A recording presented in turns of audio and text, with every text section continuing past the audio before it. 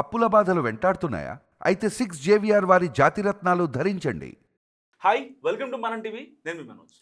భారత ప్రధాని మోదీ చైనా ప్రధాని జిన్పింగ్తో భేటీ అయ్యారు. సో ఇలాంటి నేపథ్యంలో ఒక రకంగా ట్రంప్కి మండుతుంది. ఎందుకంటే చైనాని భారత్ని ఇప్పటిదాకా శత్రువుల్లాగా చూసిన అమెరికాకి రష్యా వాళ్ళ దగ్గర చమురు తీసుకుంటున్నామని ఒకే ఒక్క రీజన్తో మన మీద సుంకాలు విపరీతంగా పెంచేశారు. సో కట్ చేస్తే ఫైనల్గా ఇప్పుడు వీళ్ళిద్దరు భేటీ నేపథ్యంలో మనోడు డొనాల్డ్ ట్రంప్ ఈజ్ డెడ్ అనే ఒక హ్యాష్ ట్యాగ్ తెగ వైరల్ అవుతుంది. ఎందుకు ట్రంప్కు మండుతుంది, బయటికి రావడానికి ఎందుకు భయపడుతున్నాడు, ఒకవేళ చైనాకి భారత్కి కనుక సత్సంబంధాలు మంచిగా ఉంటే ఇప్పుడు తర్వాత అమెరికా పరిస్థితి ఏంటి మాట్లాడదాం. మనతో పాటు కట్టా కార్తిక్ గారు ఉన్నారు. నమస్కారం అండి. ట్రంప్ ఈజ్ డెడ్, అసలు ఫస్ట్ ఆరోగ్య పరిస్థితి చెప్పండి, బాగుంది? అసలు చాలా మంది చాలా రకాలుగా మాట్లాడుతున్నారు. ఇప్పుడు వాస్తవానికి ఏంటంటే అమెరికా అధ్యక్షుడు ఆరోగ్య పరిస్థితి మీద వాస్తవాలు తెలవకుండా అఫీషియల్గా బయటికి రాకుండా సోషల్ మీడియాలో చర్చించే వార్తల్ని మనం నమ్మటానికి లేదు. సరే, అతను అమెరికా అధ్యక్షుడిగా ఉన్నాడు కాబట్టి నిజంగా బాగాలేకపోయినా సరే మెరుగైన చికిత్సలు అతను అందుతాయి. ఎప్పటికప్పుడు డాక్టర్ టీం అతనికి అందుబాటులో ఉంటుంది. రెండోది 79 ఏళ్ళ వయసు కాబట్టి సహజమైన ఆరోగ్య సమస్యలు ఉంటాయి. దాన్ని మనం అతిగా చూడాల్సిన అవసరం లేదు. సరే, ఆయన ఆరోగ్య పరిస్థితి గురించి ఒకసారి పక్కన పెట్టేసి ఆయన మెరుగుపడాలని కోరుకుందాం వ్యక్తిగతంగా. కానీ మనం బేసిక్గా ఆలోచించాల్సిందే, జియో పాలిటిక్స్లో కీలక పరిణామం జరిగింది. ఇన్నాళ్ళు మనకి అనేక వివాదాలు ఉన్నటువంటి చైనా అధ్యక్షుడు జిన్పింగ్ తోటి మోడీ గారు కలిశారు. ఇంకోటి ఇలా పుతిన్ గారిని కూడా కలుస్తున్నారు. ఈ ముగ్గురు కలయిక అనేటువంటిది, పుతిన్, మోడీ, జిన్పింగ్ కలయిక అనేటువంటిది జియో పాలిటిక్స్లో కీలకమైన పరిణామం. ఇలా ప్రపంచ రాజకీయాల్లో గేమ్ చేంజర్ ఓ రకంగా చెప్పాలండి. ఎందుకు గేమ్ చేంజర్ అనేది నేను చెప్తా. ఇవాళ ప్రపంచాన్ని ఏలుతుంది ఎవరని భావిస్తున్నారు? అమెరికా. ఇవాళ అమెరికాకి సమాంతర సమాజాన్ని మనం నిర్మించబోతా ఉన్నాం. ఇలా నిజానికి అమెరికా, యూరోపియన్ కంట్రీస్ అన్నీ కలిస్తే ఎంత జనాభా ఉందో, భారత్, చైనా కలిస్తే అంత మార్కెట్ ఉంది, అంత జనాభా ఉంది, అన్ని మానవ వనరులు ఉన్నాయి. ఇవాళ మనతో టెక్నాలజీ బాగా తెలిసిన రష్యా కూడా ముగ్గురు కలిస్తే, రెండోది ఒక విషయం మనం గమనించుకోవాలి, మన్ని చైనాతో రష్యాతో బలంగా కలిపింది అమెరికానే. అమెరికా చేసిన పిచ్చి చేస్తారు, ట్రంప్ తీసుకున్న పిచ్చి నిర్ణయాల ఫలితంగా మనం చైనాతోటి రష్యాతోటి సంబంధాలు పెంచుతాం. ఇప్పుడు వీళ్ళు ముగ్గురు కలిసరికి కాస్త ట్రంప్కి మండుతున్నట్టు ఉంటుంది కదా. ఖచ్చితంగా మండి. అసలు నిజానికి మనమే సుంకాలు 50% మోపటానికి ట్రంప్ చూపిస్తున్నటువంటి రీజన్ ఏంటి? మీరు రష్యా నుంచి చమురు కొనుగోలు చేస్తున్నారు. కొనుగోలు చేస్తాం భయ్, మా దేశం, మా ఇష్టం, నువ్వెవరు చెప్పడానికి? మేము ఎవరితో కొనుగోలు చేయాలి, ఎవరితో ట్రేడ్ చేయాలి అనేది మా ఇష్టం కదా. మా ఇష్టం కదా. ఇప్పుడు నువ్వు కూడా రష్యా నుంచి కొనుగోలు చేస్తున్నావు. ఆ మాటకు వస్తే అమెరికా కూడా ఇది ఆయుధాలకు సంబంధించిన ముడి పదార్థాలని నువ్వు కూడా రష్యా నుంచి కొనుగోలు చేస్తున్నావు. మరి చమురు కొనుగోలు చేయడం తప్పు, కానీ అణ్వాయుధాల పరికరాలు తయారు చేయడం, అదే కొనుక్కోవడం తప్పు కదా. అంటే ఇది అమెరికాది ద్వంద్వ వైఖరి. ఇప్పుడు చైనా కూడా రష్యా నుంచి కొనుగోలు చేస్తాను చమురుని. అంటే మరి చైనా మీద 30% ఏది ఏమైనా ఒకటి మాత్రం వస్తుంది, చైనా అనేటువంటిది మనకి సరిహద్దు దేశం. సరే, సరిహద్దు దేశం కాబట్టి సహజంగా ఉండేటువంటి సరిహద్దు సమస్యలు ఉన్నాయి. అవి సమస్యలు మాత్రమే, అవి విభేదాలు మాత్రమే, వివాదాలు కాకూడదు. విభేదాలు వేరు, వివాదాలు వేరు. విభేదాలు ఉంటాయి, చుట్టుపక్కల ఉన్న వాళ్ళతో ఉంటాయి. ఒకే కుటుంబంలో అన్నదమ్ములకి విభేదాలు ఉంటాయి. ఎందుకంటే పొలాల పంపిణీలో, ల్యాండ్ పంపిణీలో ఉంటాయి, సహజంగా ఉంటాయి, బోర్డరు గీసుకునే కాడ. సరే, ఆ బోర్డర్ సమస్యలే మనకి చైనాతో ఉన్నాయి. అందులో మనం అమెరికాతో ఎక్కువ అంటగాగటం వల్ల చైనా ఎప్పటికప్పుడు పాకిస్తాన్కి ఇండైరెక్ట్ సపోర్ట్ అందిస్తూ ఉంది. నిజానికి చైనా సపోర్ట్ చూసుకొని కొంతకాలం పాకిస్తాన్ కొంతకాలం రెచ్చిపోయింది. ఇప్పుడు అమెరికా సపోర్ట్ తీసుకొని అనుకో వేరే విషయం. కానీ ఒక విషయం మనం గమనించాలి, చైనాతో అంటగాగుతున్న పాకిస్తాన్ తోటి అమెరికా కూడా అంటగాగుతుంది. ఇలా ప్రత్యేకించి ట్రంప్ పాకిస్తాన్తో విపరీతంగా అంటగాగుతున్నాడు. పాకిస్తాన్ ఆర్మీ చీఫ్ని శ్వేత సౌదాన్ని పిలిచి మరీ చర్చ జరుపుతూ ఉన్నాడు. కాబట్టి ఏదేమైనా ఇది చూపించైనా సరే చైనాని, పాకిస్తాన్ని విడదీయాలి. శత్రువుని విడదీయటం అనేది మనకు కూడా అవసరం. మనం పాకిస్తాన్ పీఓకి ఎందుకు ఆక్యుపై చేయట్లా?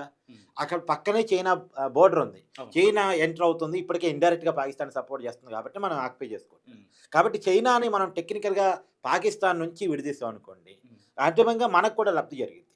రెండోది, చైనాతో మనకి ఎక్కువ మార్కెట్ ఉంది. ఇప్పుడు మనం తెలుగు రాష్ట్రాలు యూరియా కష్టాలు చూస్తున్నాం. ఎరువులు మనకి చైనా వాళ్ళు 20% వరకు మనకి సప్లై చేస్తూ ఉంటారు. మన ఉత్పత్తులు కాక, మనం ఎరువులను తయారు చేసుకునేది కాక, మనం 20-30% ఇన్పుట్స్ మీద ఆధారపడతాం. అది చైనా నుంచి రావాల్సిన ఇన్పుట్స్ చైనాతో ఉన్నటువంటి అనేక వివాదాల ఫలితంగా అవి రావట్లేదు. ఉమ్. ఇవాళ మనం చైనాతో సంబంధాలు పెరగటం వల్ల అవి మనకు వస్తే రైతులకి యూరియా కష్టాలు తీరేటువంటి అవకాశం ఉంటుంది. ఉమ్. నేనేమంటానంటే ఉమ్.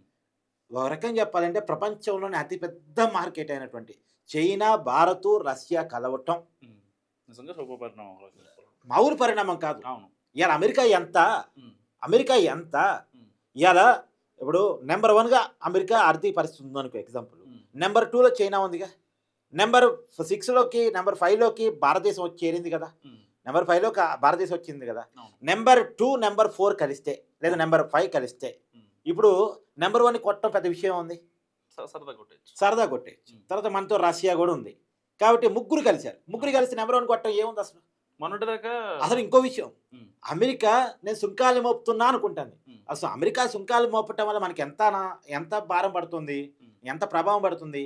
$48 బిలియన్ వ్యాపారం మీద ప్రభావం పడుతుంది. సరే $50 బిలియన్ అనుకో. ఉమ్. $50 బిలియన్ అంటే 5,000 కోట్లు. ఉమ్. మన బడ్జెట్ ఎంత అసలు 4 లక్షల కోట్లు. ఉమ్. 4 లక్షల కోట్లలో 5,000 కోట్ల రూపాయల ట్రేడ్ మీద ప్రభావం చూపించి ఉమ్.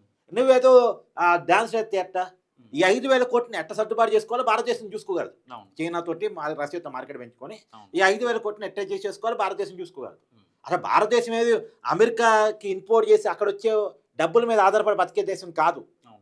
భారతదేశానికి ఓన్ మార్కెట్ ఉంది. ఉమ్. భారతదేశంలోనే 150 కోట్ల జనాభా ఉన్నారు, అంటే 150 కోట్ల కస్టమర్లు ఉన్నారు. ఉమ్. ఓన్ మార్కెట్ భారతదేశంలో ఎస్టాబ్లిష్ అయ్యింది. అవును. భారతదేశం మార్కెట్ ఇక్కడ ప్రజల కొనుగోలు శక్తి మీద ఆధారపడింది తప్ప ఉమ్. అమెరికా ఏదో అక్కడికి ఏదో మనం ఎక్స్పోర్ట్ పంపిస్తే ఆ ఎక్స్పోర్ట్ నుంచి మనం ఏదో సంపాదించుకొని భారతదేశం ఏం తిని బాగుపడట్లేదు.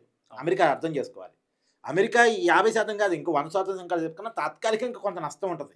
మన ఆక్వా రైతులకు నష్టం ఉండొచ్చు, అవును. తమిళనాడులో ఉన్నటువంటి వస్త్ర రంగ వ్యాపారానికి నష్టం ఉండొచ్చు, తర్వాత జ్యువెలరీ, తర్వాత బంగారం ఆభరణాలకు సంబంధించి గుజరాత్ ప్రధానంగా నష్టపోయే అవకాశం ఉండొచ్చు.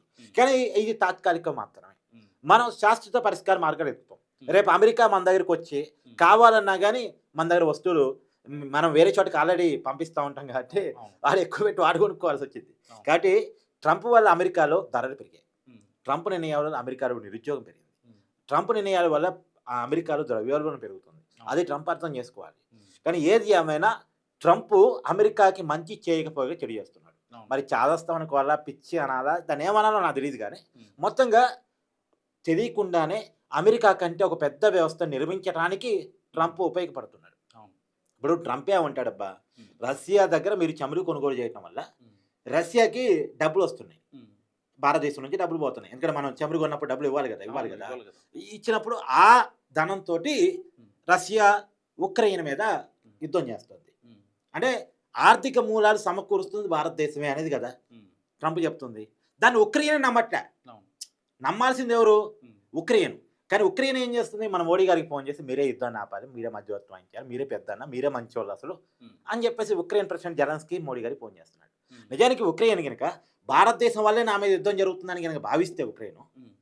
మనకి ఫోన్ చేస్తుందా? లేదు కదా, చేరు కదా. మనతో మాట్లాడు కదా మాట కూడా. కానీ మనకి ఫోన్ చేసి మనతో మంచి సంబంధాలు ఉక్రెయిన్ నెలకొల్పుతుందంటే ఉక్రెయిన్ అసలు ప్రెసిడెంట్ ఇండియా కూడా వస్తానన్నాడు అంటే అవును. అంటే వాళ్ళు మనం విశ్వసిస్తున్నట్టే కదా. అంతే. అంటే ట్రంప్ చెప్తున్న మాటని ఉక్రెయిన్ కూడా నమ్మట్ల. ఉమ్. అది విశ్వసనీయత కోల్పోతే అలా ఉంటుంది. ఉమ్. కానీ ఒక విషయం మాత్రం వాస్తవం, ఉమ్. షాంఘై సహకార సొసైటీ ఉమ్. మీటింగ్ ఫలితంగా ఉమ్. ఆ ముగ్గురు భేటీ ఏదైతే ఉందో, జిన్పింగ్, పుతిన్, మోడీ మోడీ. కలయిక ఏదైతే ఉందో ఉమ్. ప్రపంచానికి, భారతదేశానికి కాదు ప్రపంచానికే సువర్ణాధ్యాయం. ఉమ్. అమెరికా ద్వంద్వ వైఖరి పాలిటిక్స్కి ఉమ్. గతం పుల్ పెట్టడం, స్టాప్ పెట్టండి. పులుస్తా పెట్టడం, ప్రపంచ రాజకీయాల్లో ఉమ్. అంటే జియో పాలిటిక్స్లో ఒక గేమ్ చేంజర్. ఉమ్. మనకి చైనాకి సంబంధాలు పెరగబోతా ఉన్నాయి, ఉమ్. చైనాకి పాకిస్తాన్కి సంబంధాలు తెగబోతా ఉన్నాయి, ఉమ్. అమెరికాకి ఓ రకంగా చెప్పాలంటే మంట ఉమ్. సెగ తగులుతూ ఉంది. ఉమ్. తర్వాత ప్రపంచంలో సమాంతరమైనటువంటి ఒక వ్యవస్థ నిర్మాణం కాబడుతుంది, ఉమ్. దానికి పునాదులు పడతా ఉన్నాయి. ఉమ్. దానికి మోడీ గారు ఇప్పుడు ముగ్గురే అబ్బా, ముగ్గురు మనగాళ్ళు అంటారు కదా. ఉమ్. పుతిన్ సుదీర్ఘకాలంగా రష్యాకి అధ్యక్షుడిగా ఉన్న వ్యక్తి. అవును. సో రష్యా ఏంటి, దాని స్ట్రెంగ్త్ ఏంటి, వీక్నెస్ ఏంటి, ప్రపంచం ఏంటి బాగా ఉమ్. ఆపుసోపాలు పట్టినటువంటి వ్యక్తి, అవును. The game changer Putin. Um. తర్వాత జిన్పింగ్ కూడా దశాబ్దాలుగా చైనాకి ప్రెసిడెంట్గా ఉన్న వ్యక్తి, అవును. ఒక బలమైన చైనా ఆర్థిక వ్యవస్థను నిర్మించినటువంటి వ్యక్తి. అవును. సో చాలా కెపాసిటీ, చాలా స్ట్రెంగ్త్ ఉన్నటువంటి వ్యక్తి, ఎవరో ప్రభావితం చేస్తే చైనా ఆర్థిక వ్యవస్థ కుప్పకూలిపోకుండా దాన్ని స్ట్రాంగ్ గా నిలబెట్టిన వ్యక్తి. చాలా స్ట్రాంగ్గా నిలబెట్టుకున్న వ్యక్తి. సో ఇవాళ నెంబర్ 2కి చైనా ఆర్థిక వ్యవస్థను తీసుకుపోయినటువంటి వ్యక్తి, బాగా వెల్ నాలెడ్జ్ అండ్ కెపాసిటీ ఉన్నటువంటి ఒక ఒక వెల్ లీడర్ ఓ రకంగా చెప్పాలండి. సరే మన మోడీ గారి గురించి మనం కొత్తగా చెప్పవసరం లేదు. 2014 నుంచి 3 సార్లు వరుసగా పిఎం అవుతూ ఎక్కడ ఎన్డీఏ కూటమిని పడనీయకుండా ఒక జాతీయవాద నాయకుడిగా భారతదేశాన్ని ఐక్యమత్యంగా ఉంచి తన కూటమిని గెలిపించుకుంటూ సుదీర్ఘకాలంగా ప్రధానిగా పనిచేస్తున్నటువంటి వ్యక్తి. ఇంతకాలం ప్రధానిగా పనిచేయడం అనేది గతంలో లేదు, కానీ మోడీ గారు తనకున్నటువంటి ఇమేజ్తో దాన్ని కంటిన్యూ చేసుకోగలుగుతున్న హ్యాట్రిక్ పిఎం. కాబట్టి ముగ్గురు కూడా సుదీర్ఘకాలం ఆయా దేశాలకు అధినేతలుగా ఉన్నటువంటి వ్యక్తులు, ఆయా దేశాల మీద ఉన్నటువంటి వనరులు, జియో పాలిటిక్స్ మీద సుదీర్ఘమైనటువంటి అవగాహన ఉన్నటువంటి వ్యక్తులు.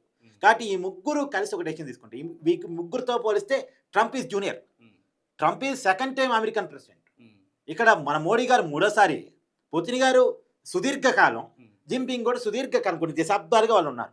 సో ఈ ముగ్గురితో పోలిస్తే ట్రంప్ ఈజ్ జూనియర్. ఈ ముగ్గురిని ట్రంప్ ఎదుర్కోగల కెపాసిటీ ఉందా అంటే ఖచ్చితంగా లేదని జియో పాలిటిక్స్ గురించి కనీస అవగాహన ఉన్నటువంటి ఎవరైనా చెప్తారు. ఎస్, కాబట్టి ఈ ముగ్గురి భేటీ అనేటువంటిది ఒక మంచి సువర్ణ అధ్యాయం అని నేను చెప్తాను. థ్యాంక్ యూ కార్తిక్ గారు. సో ఇది కార్తిక్ గారు అనాలిసిస్. చూస్తూనే ఉండండి మనం టీవీ.